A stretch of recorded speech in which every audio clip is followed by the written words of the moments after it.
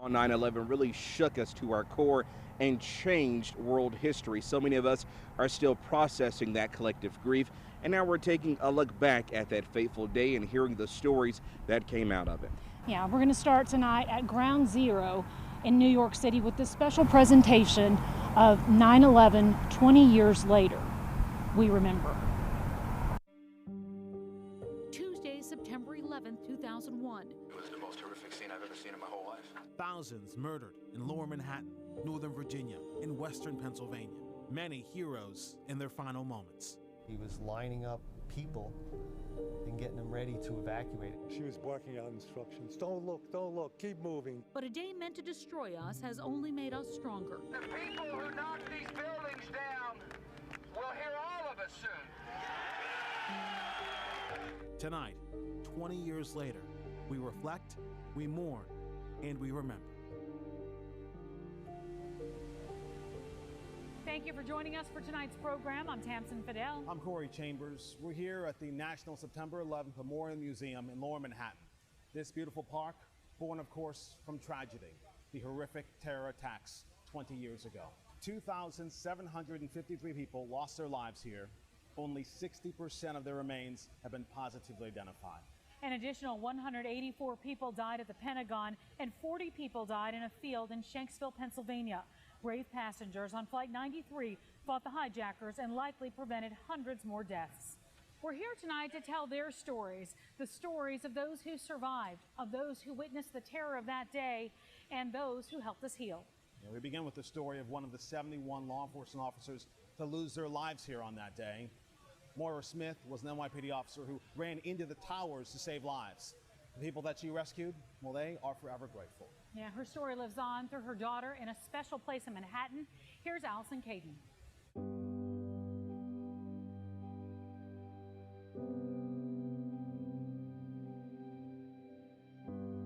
This is the last photograph of police officer Moira Smith. She is helping a bloody and battered Ed Nichols outside the World Trade Center. He is one of the few people who made it out of the South Tower's sky lobby alive. She grabbed a hold of me and was helping me over to this area to sit down on the sidewalk and wait for an ambulance. Smith would then go inside the World Trade Center to help as many people as she could. Martin Glynn met her on the plaza level. She was barking out instructions. Don't look, keep moving. Don't use your cell phone, keep moving. Glynn says she was firm but reassuring. As he tried to look at the devastation outside, she blocked him. In that moment, we had a second of direct and intense eye contact. Glynn survived. Police officer Moira Smith did not. I got about 5 minutes away when the building went down. I turned around just to see the building go down. I thought of her right away. Smith is the only female NYPD officer to die in the World Trade Center attack. Her husband, Jim Smith, a fellow police officer, raised their 2-year-old daughter, Patricia, without her.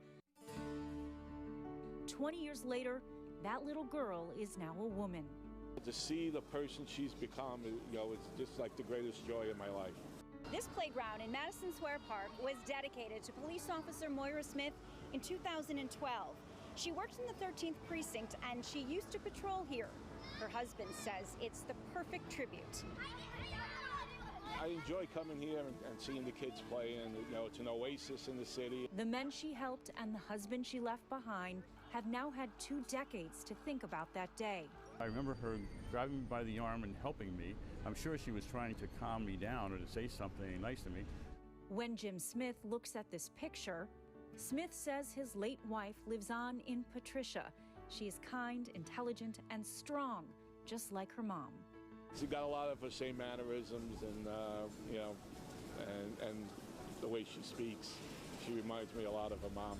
Moira Smith's best traits were on display that day, and so many years later, her heroism is not forgotten.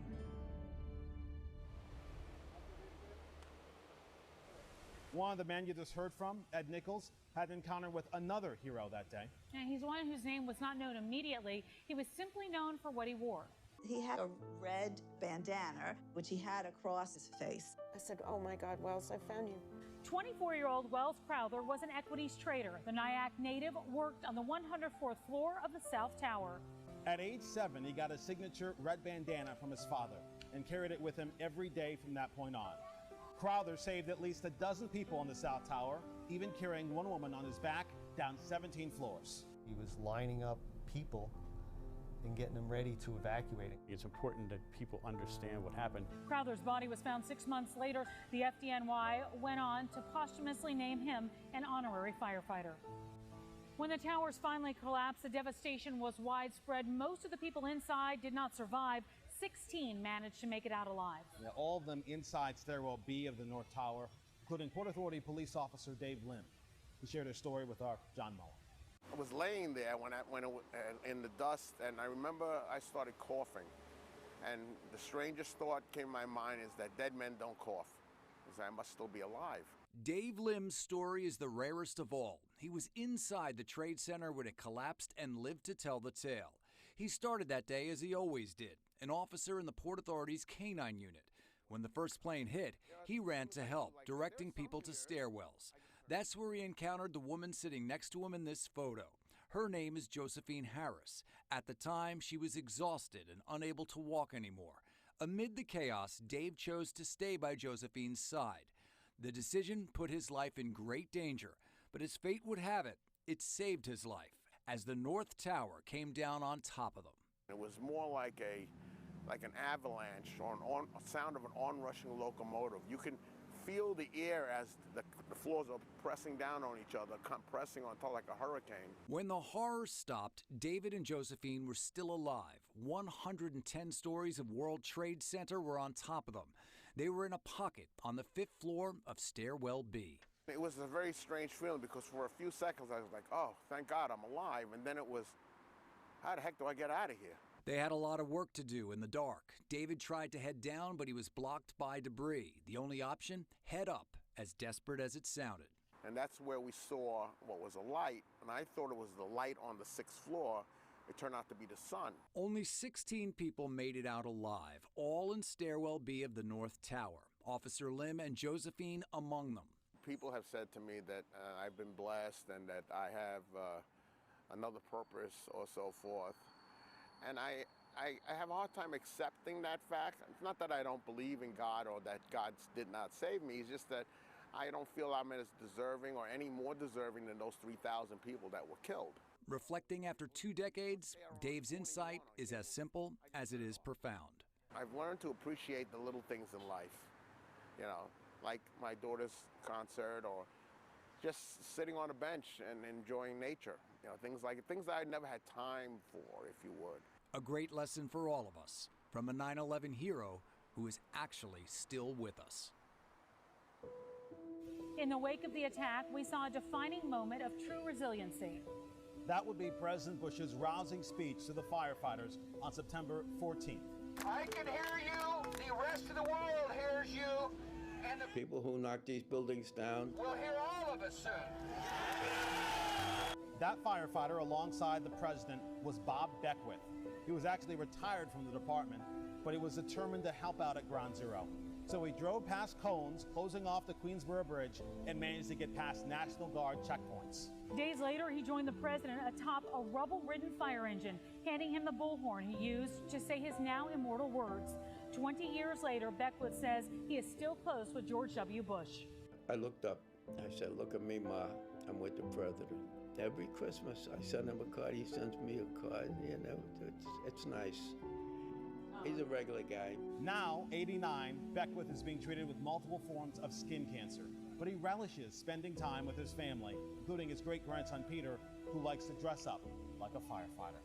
9/11 has had far-reaching effects on so many families. And the attacks driving 2 brothers into service following in their father's footsteps.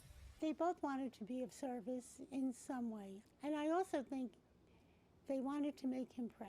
Coming up, we introduce you to a veteran and a firefighter carrying their father's torch. And the brother of one fallen firefighter embarks on a long and winding journey that ends here on September 11th.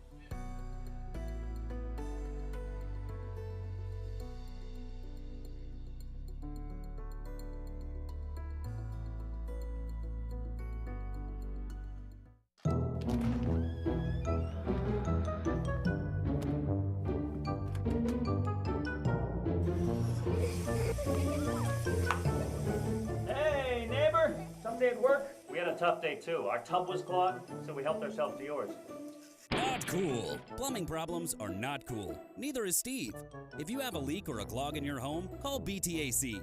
Don't be like Steve. Let us make you cool again. Hey, you got any more soap? I think my kids used all yours. Hi, my name's Chris with American Roofing. Hi, I'm Kyle with American Roofing.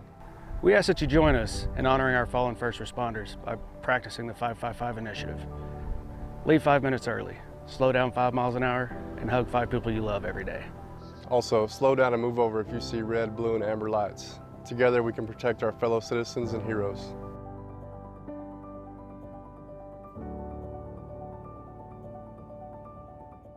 The Labor Day sale at Furniture Row has been extended, so the more you buy, the more you save.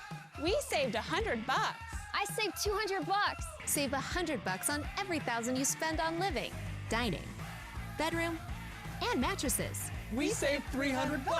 And score free gifts with qualifying purchase, plus 7 years no interest and free shipping. Shop the largest selection at the lowest prices, guaranteed. But don't wait. The extended Labor Day sale at Furniture Row ends soon. CBN has a special place in my heart because they were there when I needed them. We saw that they genuinely had a heart for God's people, and that touches my heart more than anything. They use money efficiently, effectively, and they advance God's kingdom. Not only giving them the gospel, but also meeting the need that they have, and I wanted to be a part of that. Watch the 700 Club Monday. Don't let the weather catch you by surprise. Get the time, temperature, and KLBK's forecast anytime by just calling the forecast line at 748-1313. What New York has done is got through a scarred, yep, knocked down, yep, but standing up, walking tall. We proved it, that we're worth, that we merit the sense of pride.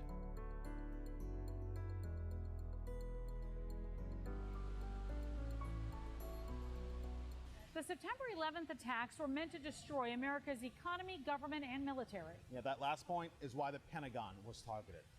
A plane that took off from nearby Dulles Airport slammed into the side of the building, resulting in a partial collapse and claiming nearly 200 lives. In the wake of the attack, members of the military deployed to the Middle East to fight the war on terror. One such soldier was motivated by his dad's death here at Ground Zero. And that soldier's brother followed in the footsteps of his father, becoming a firefighter. Moira Murphy has their story. You're looking at the first class of West Point cadets post 9/11. Duty first! First of all! Patrick Dowdell, then 19, was marching in 98-degree heat, thinking of the firefighter father he'd lost in the Twin Towers collapse. I know he's here with me in spirit, telling me to drive on and to keep going. And, I know he's cheering for me. Now 38, Dowdell and his younger brother James only recovered their dad's Halligan tool from Ground Zero. Inscribed with Lieutenant Kevin Dowdell's initials and his company, Rescue 4, Patrick has spent weeks searching for his father's remains, which were never found. I never felt like I had more of a purpose than when I was working at Ground Zero. I was alongside the guys from my father's firehouse. I remember making phone calls to the West Point admissions office while I was at Ground Zero from a rinky-dink cell phone. And by the time Patrick Dowdell finished 4 years at the military academy, James was graduating from the FDNY Academy, the two meeting President George W. Bush in 2006. James Dowdell now works in a rescue company like his dad did. I wear it as a badge of honor. I have a ton of great memories with my father. The pipe band was definitely a thing that we all did together. They both wanted to be of service in some way, and I also think they wanted to make him proud. As a U.S. Army captain, Patrick Dowdell did a one-year tour of duty in Iraq and came home to marry his fiancée Katie at the West Point Chapel. Then he was deployed again. When I was in Afghanistan, I was in Farah, which is in the southwestern part of the country. There was still a big threat of IEDs and attacks. I knew Patrick was not telling me everything. And I just kept saying, your father is watching over you. At one point, Dowdell's classmate from West Point Andrew Peterson Keel, was fatally shot by an Afghan soldier who was supposed to be working with U.S. troops to stabilize the region. Someone you put your trust in to be to be partnered with to fight the insurgency and get the bad guys, and then they turn and shoot you in the back. Patrick was home by the time Navy SEALs killed al-Qaeda leader Osama bin Laden at a compound in Pakistan in May 2011, which spawned spontaneous celebrations by the World Trade Center site. Pat grabbed his bagpipes, we drove into the city. James Dowdell later married his girlfriend, Chrissy. Patrick and James Dowdell have now given their mom 5 grandchildren, and the first boy was named for his late grandfather, Kevin. The lieutenant's portrait still has a place of honor in the family foyer, a tribute to the man who inspired his sons to lives of service. We were keenly aware of the values that we grew up with. My brother was protecting the city, and I felt like I was trying to protect, the country. Another fallen firefighter with a lasting legacy is Stephen Siller. You may have heard of the foundation born in his memory, Tunnel to Towers. Siller heroically ran through the Battery Tunnel on September 11th, carrying 60 pounds of gear. This was after he had already worked a full shift for Brooklyn Squad 1. The young father of 5 died when the South Tower collapsed. Stephen's brother Frank is honoring his brother by trekking over 500 miles on foot. He started on August 1st in Washington, D.C., heading from there to the Pentagon, then the hallowed crash site of Flight 93. And on September 11th, as the sun rises, he'll come through the Battery Tunnel and arrive at the memorial. You're looking at the memorial in Shanksville, Pennsylvania, situated in the midst of what was once an ordinary field. The plane which took off from Newark never reached its intended destination as passengers rebelled against the hijackers. One of them was Lauren Grancolas, who was 3 months pregnant. She only revealed that after traveling to her grandmother's funeral. Grancolas was heading back to California when terrorists hijacked the plane. She then called her husband Jack, leaving a message about what she called a little problem on board. He says all these years later, her death is a scar that continues to heal. It's a traumatic shock to your system. I can imagine her tapping her watch and maybe telling Jeremy Glick, since he's a judo champion, here's what we ought to do. And Jeremy, you should lead the way, but we don't have much time, guys. So let's organize, let's plan, let's execute. She earned a hero badge for sure. They all did. Some of the most striking video captured of 9/11 came from the air, from Pix 11. Melinda Murphy was in Air 11 watching everything as it unfolded and bringing details to viewers at home. We are one of the only aircraft in the country up right now in order to bring these photographs to you. I personally witnessed the actual buildings collapsing, and I've never seen anything like it in my life. It was just overwhelming. The day really hit home for Murphy. Her husband worked 1 block south of the towers. A coworker was unable to reach him in the hours after the attack, leading her to fear the worst. Then, as she and the helicopter crew were on the ground refueling, she got a call from her sister-in-law. She said, "Sis," and then her voice cracked, and then she said, "Hang on," and I thought she was going to tell me that my husband was dead. And then I hear him go, "Hi, honey," and I just fell to my knees and started to cry because he was alive. I didn't even know I was that worried until I heard his voice.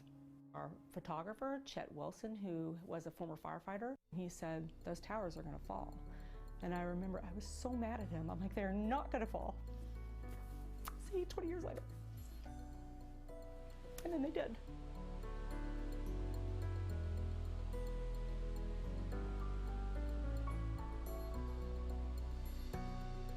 It's the final days of Ashley Home Store's Labor Day mattress sale. Save up to $800 on select adjustable mattress sets. Plus, get 0% interest for 8 years on top bedding brands. Plus, get next day delivery with select in-stock mattresses. Ends Monday, only at Ashley Home Store. Are your old windows sad and haggard? Is your air conditioner saying, "Come on guys, you're making me work too hard"? With energy prices out of control, it's time for a change. One call to Woodbridge Home Solutions can send your old money-draining windows to the curb. Woodbridge windows are guaranteed to last a lifetime, are Energy Star certified, and will make life easier for you and your AC. Call Woodbridge Home Solutions right now and save up to $3,000 on your new windows. Start saving energy and money today. Every vaccination brings us closer to doing the things we have always loved, to the things that make our state unique and strong. It's what will bring us closer together. Getting vaccinated is the best way to fight COVID-19. and get back to the Texas we know and love.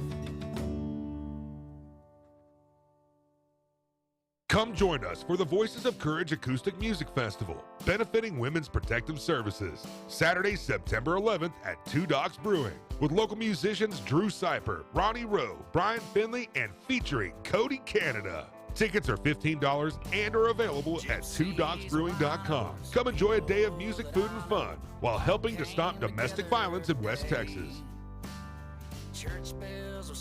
Saturday, September 11th at Two Docks Brewing. On Friday night, this is the place to be for high school football. Your favorite players, your favorite schools. KLBK's The Blitz. Tonight at 10:10 on KLBK. Ashley Home Store's Labor Day sale ends Monday. Last chance to save up to 30% off. Find this queen bed now only $849. Or get 0% interest for 5 years. Ends Monday at Ashley Home Store.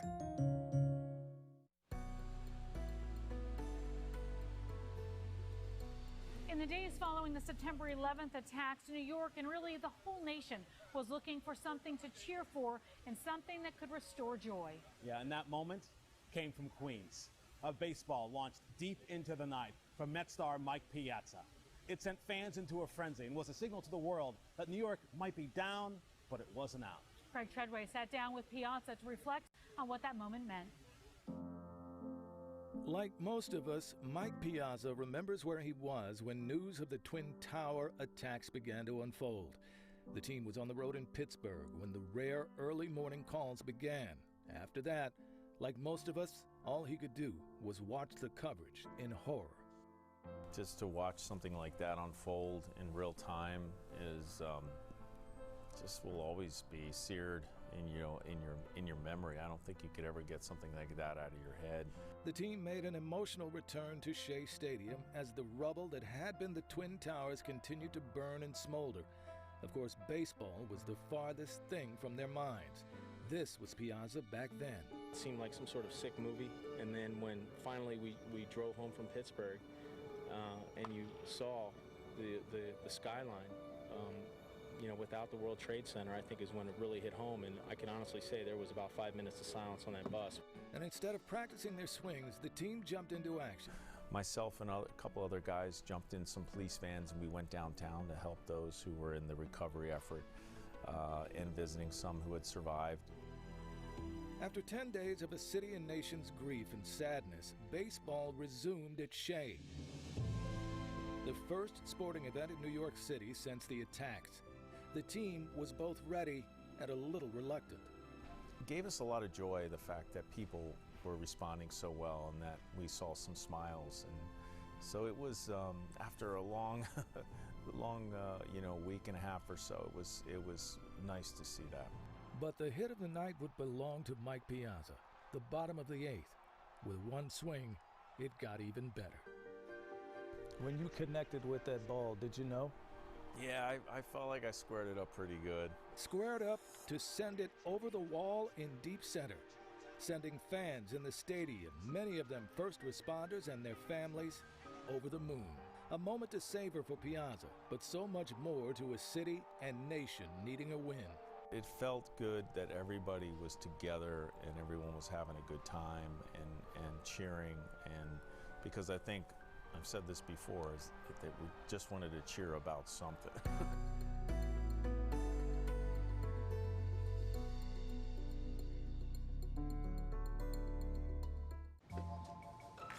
At Glass Doctor, our trained specialists are experts at fixing foggy and cracked glass. Looks great. You're all set. Thank you. What we can't fix is your view. Oh, hey, neighbor. Bring back any window with Glass Doctor. 6. Come on, guys. How come you ain't stretching? I gotta get some curtains.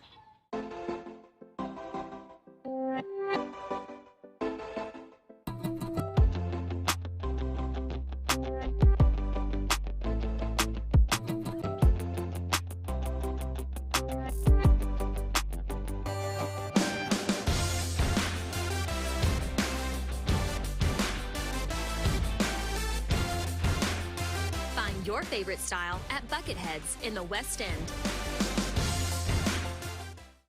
She said she wasn't hungry. She only wanted a bite. But this isn't just a patty melt. This is a Whataburger patty melt, the all-time favorite, with 2 all-beef patties, Monterey Jack, grilled onions, and creamy pepper sauce. So 1 bite became 2, and 2 became mine. Just a bite, huh? Good thing she's your other all-time favorite. Good thing there's the patty melt at Whataburger. Think premium can't be capable? Think again.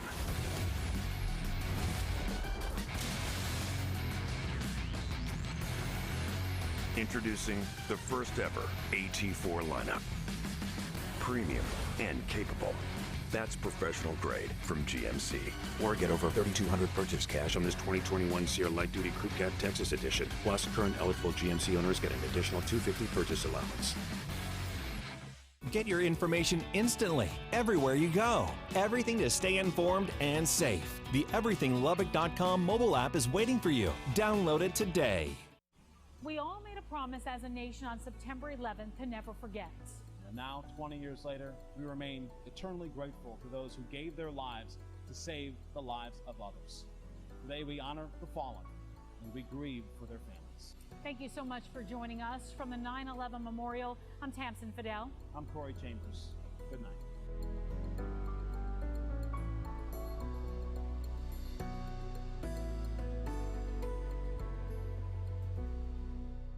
Once again, we thank you for joining us for this very special presentation. Yeah, and on September 11th, there's going to be commemorative events from coast to coast. But for everything that is going on in our area, just log on to our website, everythinglubbock.com. We really appreciate you taking the time to reflect back on that fateful day as we remember the victims and the heroes of 9/11. Thanks so much for being with us. We'll see you back here at 10 for more news.